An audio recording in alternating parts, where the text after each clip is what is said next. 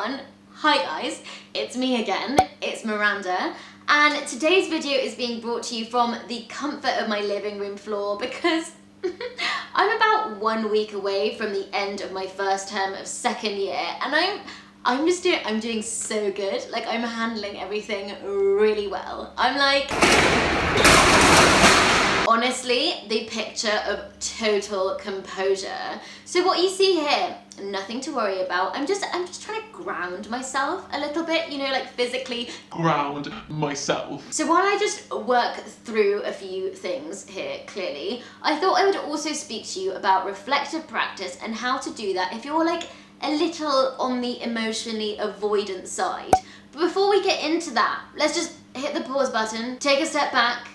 Take it back now, y'all. Let's start with reflective practice. What is reflective practice? So reflection is essentially just the process of thinking about your experiences. So sitting with them, considering them, critically evaluating them, all with the goal of learning from them so they can inform your future practice. The practice part of reflective practice is just trying to get some kind of like methodology or like routine behind it so it becomes an integrated part of your practice as a psychologist. So when I think of like reflection and reflective practice, I think of like two very different things. There's reflection, which I feel is very synonymous with evaluating your experience and like what you did with a client. So say if you were like meeting someone for the first time, you have an initial assessment and you're like, what went well? What didn't go so well? What could I maybe do differently in the future?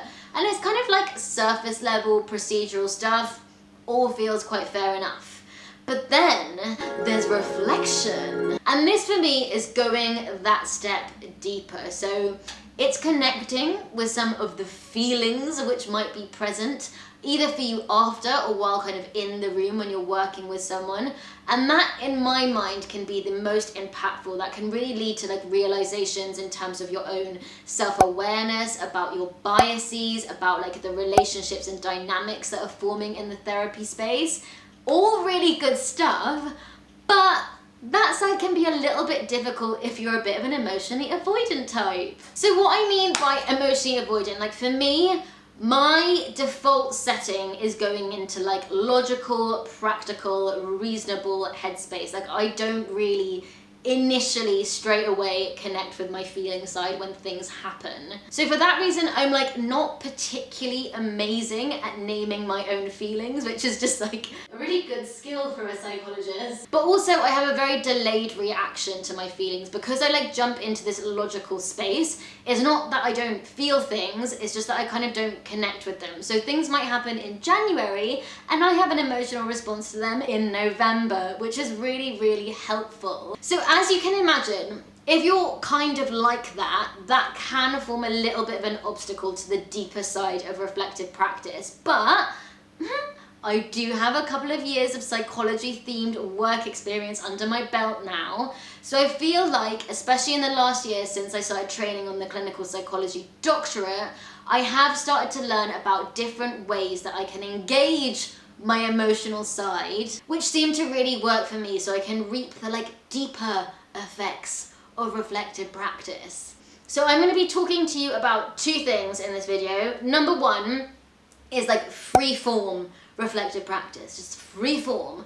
The second thing is using psychological models in supervision, both of which I've used to really good effect and have really helped me to kind of overcome some of those things that go with the emotionally avoidant side of my personality. Okay, so let's think about free form reflective practice.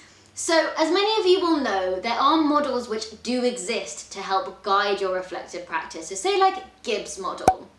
So he sets out this like lovely cycle which starts off with you describing your experience, then thinking about your feelings, and then eventually ending up with like what you've learned from that experience and what you're going to take away from it. That is all fine. I have no direct personal issue with this, and if it works for you, fantastic. But I think what I've worked out is that this kind of stuff fundamentally does not work for me. Like, I don't know if it's the act of like having these different steps that you're expected to have gone through, and maybe the fact that there's like a quite clearly labeled almost end goal in sight, but that just engages my logical brain. I'm like, hello, we have a task to do. and so instead of like genuinely connecting with some of the feelings that were happening for me, I try and like shoehorn my experiences to fit this model really neatly. And so actually I think what I produce is something that's like really inauthentic and not genuine and like not really based on anything that's vaguely related to my feelings. And also I think what I've come to realize is for my emotions to come to the surface, like I need time, I need space, and I Cannot be rushed. so I think just this like artificial space where someone's like asking you or you're asking yourself, so like, how did you feel in response to that? I'm like, what? Like even in social situations when people are like, oh, how have you been doing? I'm like, Oh, why are you asking me that? like I just find it really hard to, when prompted, deliver emotional information. Like it does not work for me. So this is why freeform has been very helpful. So when I think about freeform, I'm like thinking about reflective spaces which don't really have any structure in place. So you don't have an agenda, you don't have talking points, you don't have like the action plan afterwards. You just strip all of that away. And I've experienced doing that in 3 different formats. So the first being a reflective practice group, which I've been doing for the past year or so with some of my fellow trainees and a facilitator who's from my clinical tutor team. So he is very psychodynamically flavored. So as you can imagine, it's all about like feelings and what's going on beneath. But I think what's important is that whatever comes up, comes up. But honestly, having the space to not have to do anything in particular, but just knowing that it's kind of reflectively oriented, was actually really powerful for me, because like on more than one occasion in reflective practice, I suddenly got really, really upset, and I was like, oh, I didn't even realize you were sad. And that's actually pretty I don't know, I feel like it's quite important to be in tune with your emotions as a therapist, so I think that's one of the reasons why I found that space so valuable, because it actually made me realize like how disconnected I can be. I think this can be really well emulated in supervision as well. So I started to figure this out with the help of my supervisor, and I asked him, I was like, do you know, is it okay if I just, you know, bring a theme of something, not anything specific, no particular issue, no particular dilemma, but just something that feels niggly or a bit knotty and grey and warped, and I'm not really sure like what's going on there, but I know I should probably talk about it. And he's like, yeah, sure. And I think that was good for me, because it just like took the pressure off, because I think sometimes for supervision, when you're like having to set an agenda, a lot of pre-processing goes on, at least for me, where I'm thinking about like, what am I going to bring, what am I going to say about it, how am I going to make myself look good, and what am I going to say on my take-home points. And so again, I just start doing artificial stuff that is nonsense. And so instead, by coming in and just like muddling through some grey things together with the help of a supervisor who's asking me certain questions, I could again just connect with some of the feelings that were coming up for me. And this was so valuable, especially in relation to this. So you know how they say in therapy that the person coming in will start to replicate some of the relationships that they have inside the therapy room? Well, I was always a bit like, really? Like I saw myself as so separate to therapy. I was like, you know, there's this person, they're coming to therapy, this is their thing, I'm just supporting them through it, like, I've really got nothing to do with this. And maybe that's because I hadn't really been given that space to like connect with some of my feelings, but once supervision became a bit more freeform, some of those feelings came up.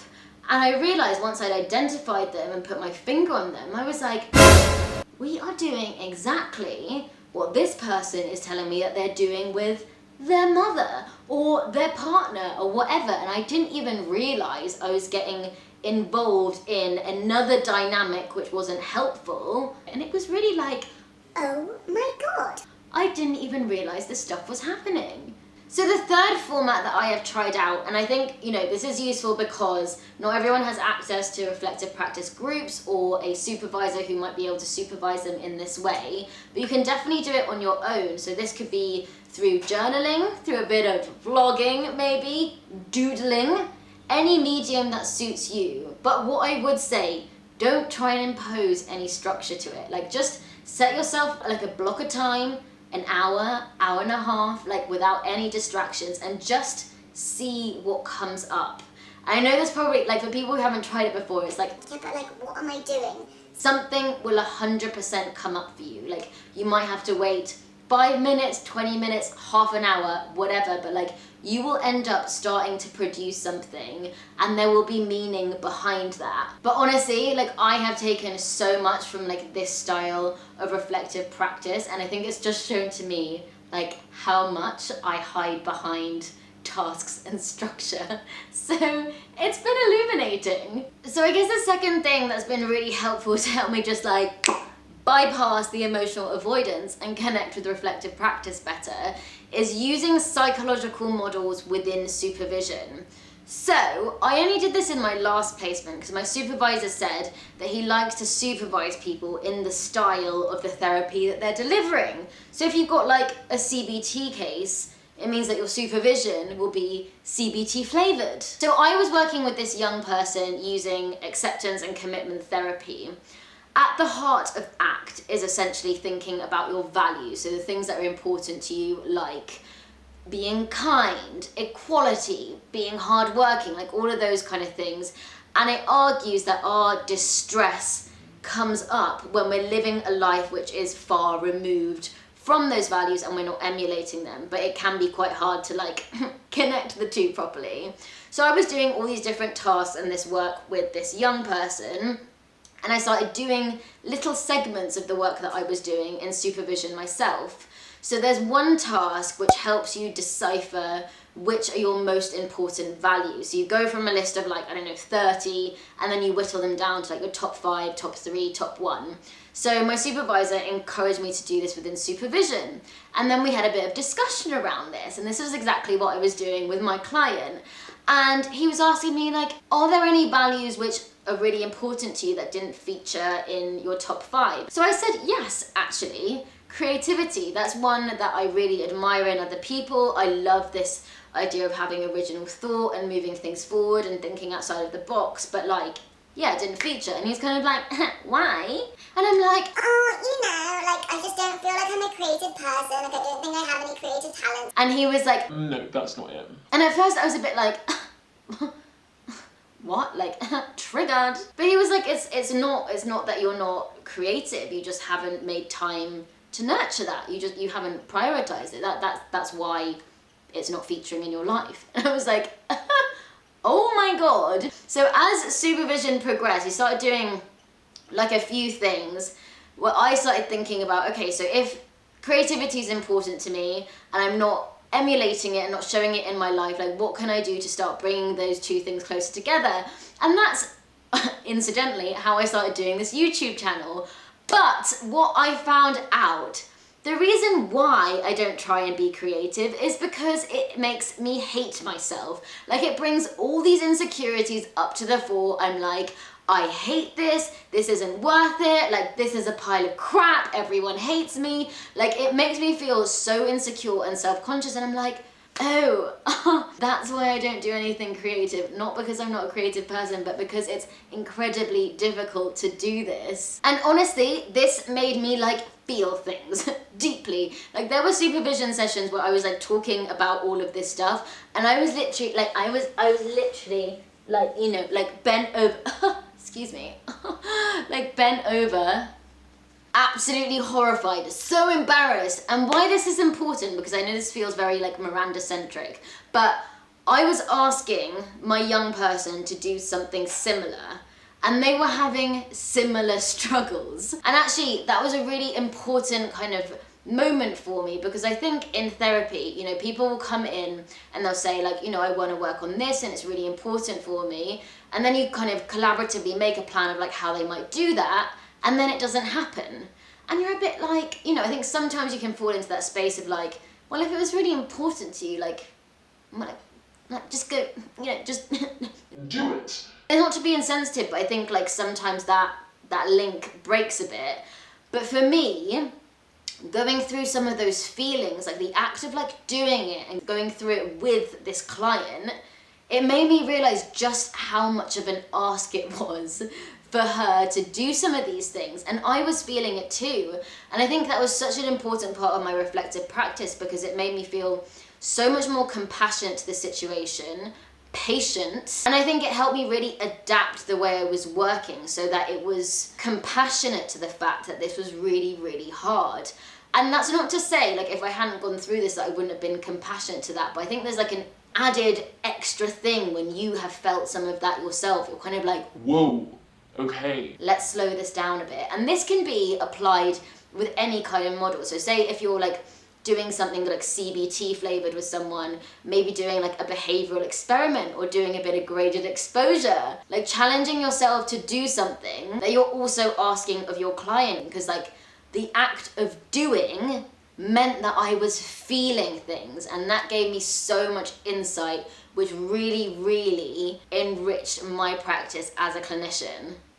Okay, so I think that's kind of like my thoughts on reflective practice at the moment and how to engage one's emotions. But I hope this has been helpful for my fellow emotionally avoidant Huns out there. Hey, queen. Like, and if you want to speak about this further, then just holler at your girl, because there is definitely a special kind of awkward in admitting as a psychologist that like you too struggle with your emotions, because it's a little bit like, Isn't that what you're meant to be helping people with? but you know what? Now that I've like kind of cracked the code a little bit with reflective practice, I actually think there's a lot of value in being a little bit on the emotionally avoidant side and traversing that, navigating that as well, because we know how difficult that is, and hopefully that can be like a little bit of a place of understanding that we can use with our clients.